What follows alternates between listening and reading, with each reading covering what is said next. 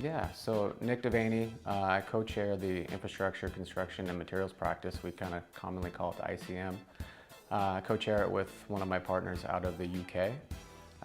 I'm officed here in the Seattle, Washington, US offices, predominantly work in kind of the western half of the US.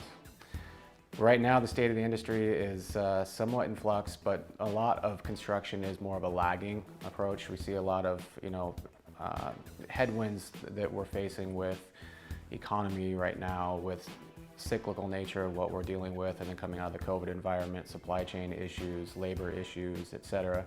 But there's still a big pent-up demand from backlog. And so we get a lagging effect in the construction industry, and so we're going to start feeling that slowdown as we are now. Homes are not being built to the way that they were. Again, we're having supply chain issues, so you're not getting a lot of manufacturing that we should be getting for heavy equipment, etc. And so what it's doing though is it's having a good strategic impact on acquisitions. Those that are taking a very consorted, very strategic approach to growth as somewhat of a defensive play moving into this next kind of economic cycle that we're facing. If there are, we're still kind of yet to be determined. Again, everyone's watching the housing market, and so you're seeing that slow very quickly. More niche markets kind of have their own pockets and bubbles right now, but candidly, we're not seeing a lot right now. Selling a construction company is really hard. Whether it's a small mom and pop shop or it's a large conglomerate, selling a construction company is very hard. Because the majority of the time they don't operate like a corporation. They operate like a mom and pop, whether they're doing 10 million or they're 110 million or they're 250 million.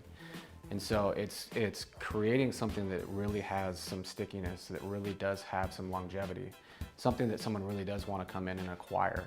And so really it's about operating it, whether it's in construction or not, it's operating as a true business.